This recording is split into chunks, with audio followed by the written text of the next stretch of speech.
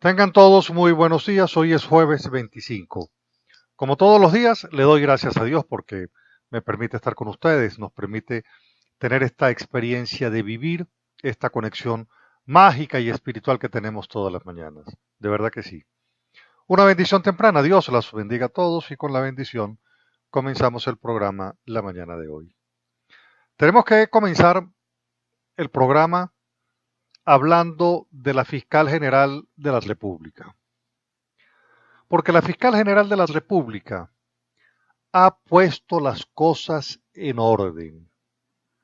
La fiscal general de la República ha puesto las cosas en orden. La fiscal titular de la acción penal del Estado ha dicho cosas que están en la Constitución, que están en el derecho, que están en el derecho penal y que se está obrando de forma equivocada. Yo recuerdo la primera página de Últimas Noticias, por ejemplo, en el caso del asesinato de Juan Pernalete, que ese periódico sacó en titular diciendo autopsia descartó muerte por lacrimógena. Bueno, y la fiscal general ha dicho que efectivamente a Pernalete lo mató una lacrimógena disparada por un guardia nacional. Y con eso acabó lo que había dicho el ministro Reverol sobre ese punto, de que había muerto por la acción de un disparo. De un disparo. Entonces, queda claro que lo que está presentando la fiscal está presentando evidencias, la investigación y las pruebas. Está desmintiendo al ministro Reverol. Le acabó la, le acabó lo que había dicho, pues su especulación, le acabó su afirmación, le acabó su tesis. Ha dicho que la bomba lacrimógena se le disparó de forma directa y fue lo que le causó la muerte y que lo hace por demás un guardia nacional. La fiscal ha dicho por demás que este procedimiento, que estos procedimientos que se vienen por demás desarrollando, en ellos existe un exagerado desbordamiento de la violencia por parte del Estado. Está señalando que la policía no está cumpliendo con la normativa de control de manifestaciones. Está señalando que más de la mitad de las personas heridas es a manos de la Guardia Nacional y de la Policía Nacional Bolivariana. Y está diciendo que no solamente es responsable el funcionario, sino el oficial superior en ese procedimiento. Entonces, la fiscal general está poniendo las cosas en orden, aun cuando a muchos no le guste. La fiscal general está diciendo por demás que los civiles tienen que ser juzgados en los tribunales civiles y ha dicho que está solicitando le devuelvan los expedientes de la justicia militar al procesamiento del Ministerio Público porque le corresponde a los jueces civiles encauzar los delitos, en todo caso, de los que tienen que ver si son o no culpables son los jueces civiles. Entonces, la fiscal está diciendo lo que nosotros hemos venido señalando, pero quiero destacar, resaltar, subrayar en esto lo siguiente. ¿En qué punto nos hemos encontrado la sociedad democrática y la fiscal? En la ley.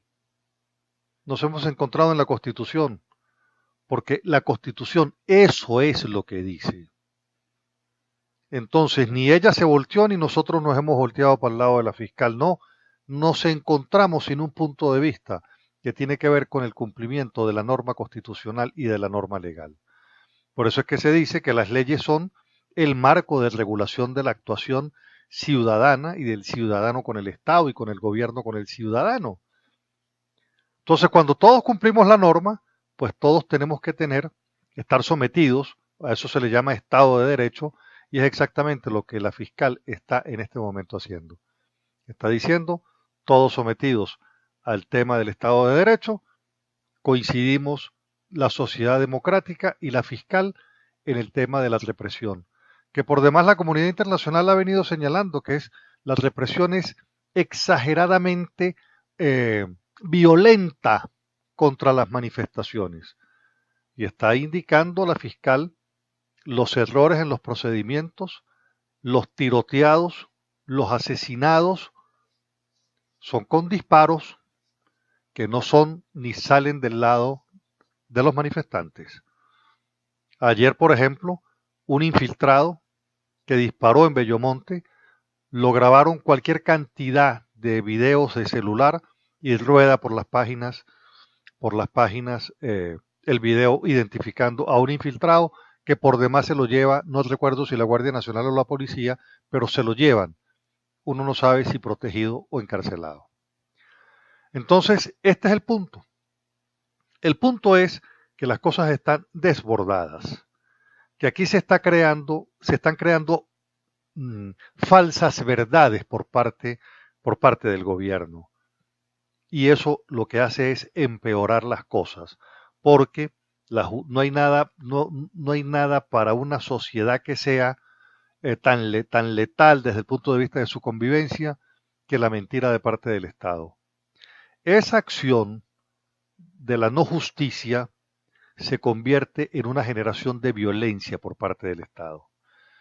La violencia no solamente es el accionar físicamente, es la coactiva, es la psicológica, es la inacción, es oídos sordos frente a los reclamos que va generando ese rechazo y ese odio por parte de la gente, aun cuando nosotros tenemos que admitir que en la sociedad hay un resentimiento contra un gobierno que ha ido durante 18 años aprisionando, presionando a los ciudadanos. Cuando revienta, está pasando todo esto que está pasando. Y quiero volver a indicar, esto puede ponerse peor porque hay dos elementos que no están siendo considerados por el gobierno, que son el hambre y la delincuencia, que son actores que no maneja la sociedad democrática, son actores que no maneja el gobierno y son actores reales que están ahí presentes en todo evento donde hay un saqueo, aparecen los que tienen hambre y aparecen los delincuentes. ¿Qué va a pasar si la escasez se profundiza? Bueno, vendrá el enfrentamiento entre la gente, que al parecer es lo que busca el gobierno cuando no quiere atender, porque ha venido subestimando, insisto, el tema de la alimentación. Hemos dicho, hemos argumentado que este proceso constituyente es un fraude, y lo hemos argumentado en el hecho de que el proceso electoral de convocatoria de una constituyente lleva a 3 eventos electorales. El primer evento electoral es que el ciudadano vote en un referéndum si quiere convocar o no una asamblea constituyente para una elaboración de una nueva constitución. Ese es el primer evento electoral. El segundo evento electoral es la elección de los constituyentistas, y el tercer evento electoral es que esa aprobación de la constituyente tiene que ser votada por los venezolanos. Son 3 eventos electorales. ¿Por qué es un fraude? Bueno, en principio porque el primer evento, que tiene que ver con un referéndum consultivo para que usted convoque esa Asamblea Nacional para cambiar la Constitución, no se hizo. Así como ya se ha dicho que no se va a votar tampoco la aprobación de forma popular de esa constituyente, ¿verdad? Entonces, de 3 procesos electorales, a usted le quitaron 2. Queda un tercer evento electoral, que es la elección de los constituyentes. Voy a tratar de explicarle en esta enrevesada forma de proyectar que hizo el gobierno para poder asegurarse que va a ganar esa constituyente. Se la voy a explicar cómo es que el gobierno pretende ganarla. Bueno, estamos hablando que se propone elegir un constituyente por cada municipio del país, salvo en los municipios capitales de estado, donde se van a escoger 2 constituyentes por distribución proporcional. Quiere decir que en cada capital de estado, ¿verdad? Se va a elegir se elige el primero de una tendencia y el segundo de otra tendencia, vale decir, por representación proporcional. De esa manera, el gobierno se asegura que en todas las capitales de estado ellos saquen un constituyente. Por ejemplo, sería imposible que en San Cristóbal sacasen un constituyente, pero como es por representación proporcional, ¿verdad? Entonces nosotros tendríamos que doblar al chavismo para que perdiera ese segundo representante por San Cristóbal. Entonces se lo explico, como es por representación proporcional de la minoría, el primer cociente se lo da a la lista más votada y el segundo a la lista menos votada. De esa manera entonces el oficialismo, que nunca ha reconocido el principio de la representación proporcional de las minorías en 18 años, ahora lo resucita y entonces dice, solamente en las capitales de estado se va a escoger 2 constituyentistas por representación proporcional de las minorías. Vale decir, usted oposición puede sacar uno y yo me saco el otro porque yo soy minoría en todas las capitales de estado. Ahora fíjese entonces esto, existe una sobrerepresentación en el resto. El ejemplo está en lo siguiente, de cómo se sobrerepresentan algunas zonas rurales. 253.004 electores inscritos tiene el municipio Baruta del estado Miranda. 253.004 electores inscritos en el municipio Baruta del estado Miranda eligen un constituyente. Pero 8.755 electores inscritos en el municipio Pedernales del estado del Tamacuro eligen uno. Entonces, Baruta, municipio con una altísima densidad poblacional, 253.000 electores votan por un constituyentista y 8.755 electores en el municipio Pedernales vota por un constituyentista. Entonces existe una sobrerepresentación de las zonas rurales,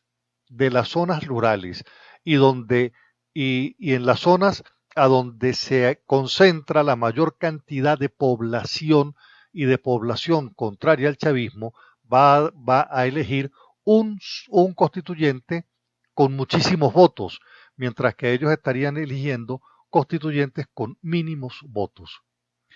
Entonces, ya tenemos entonces el ejemplo de la sobrerepresentación. Ya tenemos el ejemplo de qué es lo que está pasando en las capitales de estado. En las capitales de estado, entonces, se escoge por el principio de representación proporcional y entonces le asegura al gobierno en todas las capitales de estado tener un constituyentista. Si nos vamos entonces al hecho de los municipios, entonces tenemos municipios chiquitos y municipios grandes. Los grandes eligen uno y los chiquitos eligen uno. Pero ¿dónde está la mayor concentración de la fuerza social? En los municipios urbanos. Y ahí es donde se va diluyendo entonces todo ese inmenso caudal de votación en una relación proporcional como la que les he planteado. Como la que les he planteado en el caso de Petare y en el caso de Pedernales. 253.000 electores votarían por un constituyentista y en otro municipio 8.000 electores, 8.755, estarían eligiendo otro. Entonces, obvio que la gran masa electoral democrática, ¿verdad?, va a verse disminuida en esa sobrerepresentación. Vale decir, los votos no pesan igual urbanos que rurales. Y el gobierno se asegura con los rurales una representación importante. Si nosotros hiciésemos un esquema de la elección parlamentaria, ¿verdad?, solamente en el caso de los municipios, encontraríamos que la oposición se quedaría con el 45% y los constituyentes territoriales del chavismo lograrían el 54%. Teniendo nosotros más votos, sacaríamos menos constituyentistas. Es así como está planteado. Ahora bien, ¿cuál es la otra parte del problema? El chavismo obviamente le cuesta mantener el control en 194 municipios, que ganó en el 2015. Por mucho que pueda mejorar la oposición, siempre tiene elementos como lograr una ventaja en estos municipios. ¿Cómo lo va a hacer? Entonces aquí entra la otra parte de cómo se compone el elemento de los constituyentistas. Es el caso de los sectores. Entonces se plantea que un constituyente se va eligiendo en sectores por cada 83.000 electores. A esta fecha se desconoce quiénes son esos electores, pero sí se conocen los sectores, ¿verdad? Sectores campesinos y pescadores. ¿Quién tiene el registro? El gobierno. Personas con alguna discapacidad. ¿Quién tiene el registro? El gobierno. Los empresarios. Bueno, ese puede ser compartido y puede salir incluso que vamos a ver de dónde pueden sacar ese registro. Después tenemos el tema de los pensionados. Tenemos el tema de los estudiantes. Todo esto son registros perfectamente manejables. El registro de los trabajadores, el registro de las comunas, el registro de los consejos comunales. 168 constituyentes van a ser electos en listas nacionales, de acuerdo al principio otra vez de representación, pero esta vez mayoritaria. Quien saque más votos saca la lista completa. Entonces, ¿a qué juega el gobierno? El gobierno juega a que ellos construyendo su sector, ¿verdad?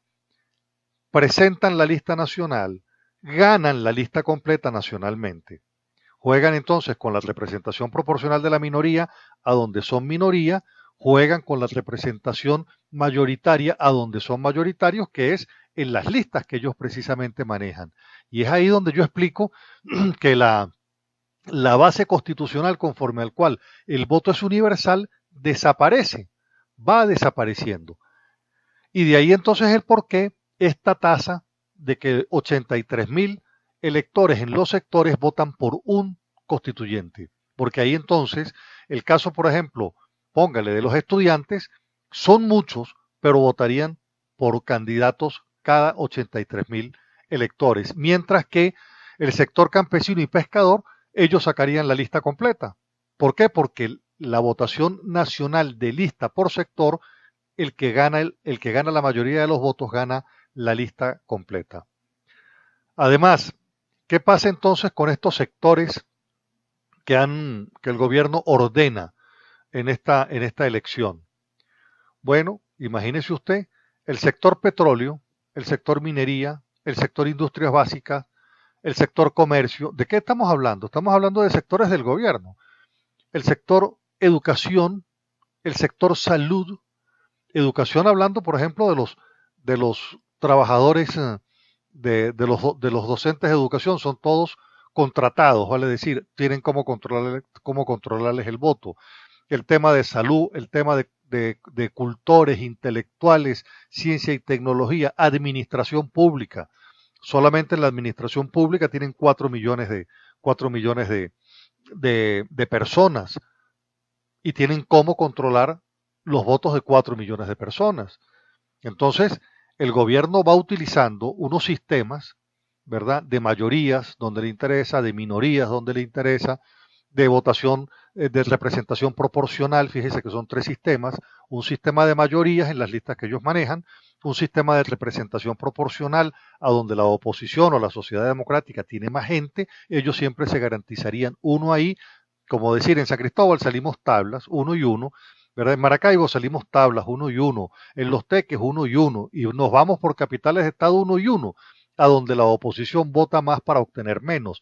Ellos, con las listas, estarían entonces ganando el principio de la representación mayoritaria, la lista completa. Y en los otros, ¿verdad?, simplemente el de la representación de la mayoría, la representación de la minoría. Después vamos a otro problema: ¿cómo se postulan? Bueno, aun cuando todavía no se ha dicho cómo, los partidos políticos no pueden postular. Solamente se postula por iniciativa propia, por grupos de electores o electoras y por iniciativa de ambos sectores. Ahora bien, ¿cómo se recogen esas firmas? Porque el Consejo Nacional Electoral determinó con fecha rápida, el mismo día que le entregaron las bases constituyentes, las bases electorales, ese mismo día las aprobó. Y entonces, ¿con qué planilla se recoge? ¿Con las planillas como recogieron las 10 millones de firmas para llevárselas a Obama? ¿O en el proceso de requisitoria que se le hizo a la oposición cuando recogimos las firmas para el referéndum revocatorio? Eso es lo que no está definido. De tal manera, señores, que nosotros estamos montados definitivamente en un fraude por donde usted lo mire. En un fraude por donde usted lo mire. Esas bases comerciales son otro fraude que le impide a usted, fíjese, le impide a usted postularse y le impide a usted votar universalmente por el candidato que usted quiera. De conformidad con este sistema, si lo comparamos con el del 99, usted en el Táchira votaba por 5 candidatos en todo el estado para escoger 5. Entonces usted tenía derecho a votar por 5, ¿verdad? Bueno, era una votación universal. Ahora, ¿qué sucede? Esa votación no es universal. Si usted no está en un sector, ahí ya no vota. Si usted no está después en 20 sectores, usted no vota, ¿verdad? Usted va a votar en San Cristóbal, a donde va a votar por uno, a donde ellos van a sacar uno, teniendo usted la mayoría. De esa manera es que piensan entonces avanzar en el control de esa Asamblea Nacional Constituyente. Le dije que el evento electoral está compuesto el evento constituyente está compuesto de 3 eventos electorales. Bueno, en los tres eventos electorales hay fraude. En la convocatoria, porque no lo convocaron a usted a participar en el proceso del referendo para usted votar sí o no. Después, en la aprobación de la constituyente, que tiene que ser llevada al referendo de voto, que no lo van a hacer. Y el tercero es cómo es que se eligen los constituyentes. Bueno, ya le expliqué cómo el gobierno se va a aprovechar para hacer su agosto con estas bases constituyentes que son fraudulentas. Con esto le quiero decir que no es posible esta constituyente en esos términos. Esa constituyente quiere montar la constitución comunista. Si esta constituyente se monta a finales de julio, escríbalo que el 1 de agosto ya tenemos la pérdida de la propiedad garantizada. Bueno, precisamente por estas cosas que les estoy explicando, es que existen chavistas que de convicción creen en la democracia participativa y protagónica y están diciendo que al venezolano le quitaron la democracia participativa y protagónica, que Maduro está acabando precisamente con lo que se hizo con esta bolivariana para él, dentro de su ego, crear su propia constituyente y su propia constitución comunitaria, que es exactamente una constitución comunista. Recuérdese que le dije que donde aparezca comunal es porque no hay elecciones. Ahora bien, esta es la verdad verdadera de las cosas. Esto es lo que no quieren debatir con nadie. Y es precisamente el apuro del gobierno en el Consejo Nacional Electoral. Yo vengo insistiendo, en las leyes del Estado comunal, por Dios, búsquelas en Internet. Y van a encontrar la propiedad social, que es la expropiación de la propiedad privada. Vale decir, lo privado dejará de existir en Venezuela si aquí se instala la constitución cubana, que es el Estado comunal venezolano. Esa es la verdad verdadera. Esa es la verdad verdadera. De tal manera entonces que la situación del país es una situación bastante complicada, y complicada además porque, como han dicho los magistrados que se le han abierto al gobierno, a la línea de Maduro, han dicho, es un grupo pequeño. Otro magistrado dijo, eso es un grupete que no representa al país. Bueno, y eso termina siendo cierto. Fíjense, por ejemplo, que la sentencia del Tribunal Supremo de Justicia, que trata de meter presos a 8 alcaldes si no evitan la participación de las protestas con la gente cuando tranca calles, por ejemplo, y obviamente una marcha tranca calles, y si no recogen escombros, etcétera, con la misma trampa que metieron a Daniel Ceballos preso en el San Cristóbal. Bueno, esos mismos que están tratando de enjuiciar a 8 alcaldes son los mismos que en Estados Unidos sancionaron por tener recursos en Estados Unidos, y es a los que sancionaron congelándole los dineros. Yo le digo cordialmente al chavista, nosotros todos estamos y vivimos en Venezuela en esta pobreza compartida que tenemos todos.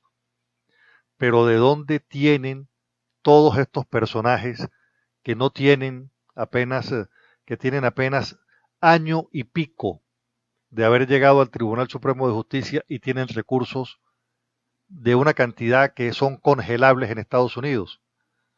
Eso es lo que usted tiene que revisar. Eso es exactamente lo que tiene que revisar. Se ha creado una clase política millonaria y 30 millones de venezolanos pobres, limpios. Bueno, está explicado por qué coincidimos con el chavismo que dice no queremos que se cambie la constitución bolivariana por la de Maduro. Obvio, nadie quiere cambiar la constitución y menos por la que promueve Maduro. Total, que lo que va quedando en Miraflores es una minoría cada día más chiquitica, más chiquitica. Llegamos a la parte final del programa, espero les haya gustado. Mi teléfono es el de siempre, 0424-724-4318. Sígame por favor en Twitter, @Carlos Casanoval, en Facebook Carlos Casanova. Corre, por cierto, en redes sociales, desde ayer, uno de los policías que cayó herido ayer, ¿verdad? Apedreado, etcétera. Cuando le fueron a revisar los papeles, resulta que era un preso.